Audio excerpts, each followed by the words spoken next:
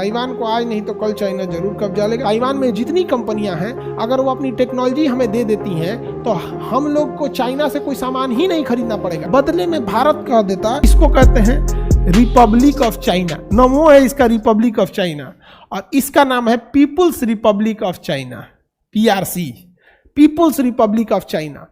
One China का मतलब क्या होता है कि चाइना एक ही है। तो चाइना का असली नाम होता है रिपब्लिक ऑफ चाइना, इसका नाम होता है, इसका असली नाम होता है, इसका नाम है रिपब्लिक ऑफ चाइना, इसका नाम है people's republic of China, people's republic of China. अब चाइना इनको ठीक कर देगा, बढ़िया से कब्जा लेगा, आज नहीं तो कल जरूर कब्जा लेगा ताइवान को। ताइवान को आज नहीं तो कल चाइना जरूर कब्जा लेगा, क्योंकि उसके बगल में पड़ोसी हम भारत वाले, हम लोग को इतना ही हम लोग आर्थिक रूप से इतना मजबूत है और ना ही कूटनीतिक रूप से इतना मजबूत है कि ताइवान को बचा सके। ताइवान में जितनी कंपनियां हैं अगर वो अपनी टेक्नोलॉजी हमें दे देती हैं तो हम लोग को चाइना से कोई सामान ही नहीं खरीदना पड़ेगा। इलेक्ट्रॉनिक्स की जितनी चीज़ें हैं, बदले में भारत कह देता कि तुम्हारे सिक्योरिटी के लिए हम यहाँ से ब्रह्मोस वगैरह सारा मिसाइल वगैरह हम यहाँ से यहाँ भेजेंगे, तो भेज दो और टेक्नोलॉजी ले लो, और नहीं तो समझाओ तुम टेक्नोलॉजी नहीं दो या ना दो, तुमको ये कब्जा कर लेगा, बेटर है हमको दो, हम तुम्हारी सुरक्षा करेंगे यहाँ पर।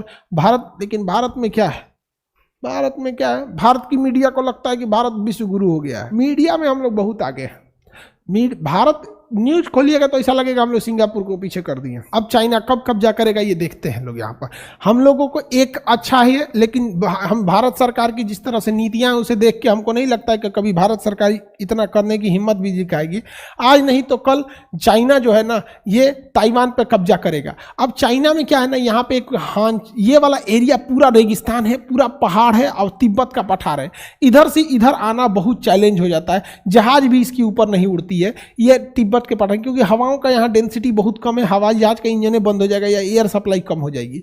इसलिए जब चाइना इस पे हमला करेगा तिब्बत पे ना, तो ताइवान पे, तो यहाँ से अमेरिका वगैरह सब आ जाएंगे, सब अमेरिका वगैरह सब आएंगे, नाटो सेना आएंगी, तो चाइना इधर बिजी हो जाएगा। ठीक वही समय रहेगा भारत के लिए कि वो POK के लिए लड़ ले, POK के लिए हमला कर दे, क्योंकि पाकिस्तान को ना चाइना उस स्थिति में बचाने के लिए नहीं आ पाएगा। तो जैसे वो इधर जाए हम यहाँ लड़ ले यहाँ पे। हालांकि चाइना दिखाने की कोशिश करेगा कि वो इधर भी मजबूत है, लेकिन एक साथ दोनों लड़ाइयाँ नहीं लड़ पाएगा। चाइना को कंफ्यूज करने के लिए यहाँ भी लड़ लेते हैं और इधर अरुणाचल प्रदेश में भी लड़ लेते हैं। तो उसके पास 3 अलग अलग एरिया, और यहाँ से मलक्का जल संधि काट दे, व्यापारों बंद हो जाए यहाँ से, उधर अमेरिका देख लेगा यहाँ पे। लेकिन हम नहीं, हमको जहाँ तक जितना हम आपको समझते हैं विदेश नीतियों को, कि सरकार की जो नीतियाँ और कितना एग्रेसिव है, ये श्रीलंका और मालदीव को तो ठिकाने नहीं लगा पा रही है। श्रीलंका और मालदीव आगे दिखा रहा है सब। मालदीव सोचिए, मालदीव जेब में उतना हम लोग चना लेके घूमते हैं जितना चाइना के मालदीव का क्षेत्रफल है, वो आंख दिखा रहा है हम लोग को, भगा दिया हमारी सेना को। आप बताओ मित्रों, इस समय हमला होना चाहिए कि नहीं होना चाहिए? सर डॉक्टर जयशंकर साहब तो अच्छे हैं ना, बिल्कुल अच्छे हैं, लेकिन मीडिया में बात करना और धरातल पे चीज़ों को चेंज करने में अंतर होती है।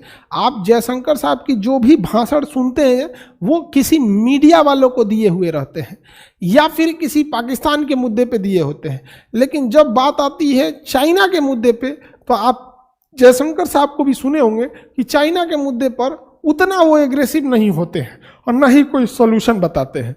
चाइना के मुद्दे पे एग्रेसिव किस मुद्दे पे रहते हैं? तो पाकिस्तान वाले मुद्दे पे और यूरोप की मीडिया वालों पे। लेकिन चाइना के मामले पे करिए तब तो समझ में आता है। हालांकि बहुत अभी तक के जो विदेश मंत्री है उसमें वो बहुत अच्छे हैं, नो डाउट उनकी योग्यता पर हम सवाल नहीं खड़ा कर सकते हैं, बहुत बेहतरीन है, लेकिन चाइना के मामले पे सबका मोह मोह हो जाता है।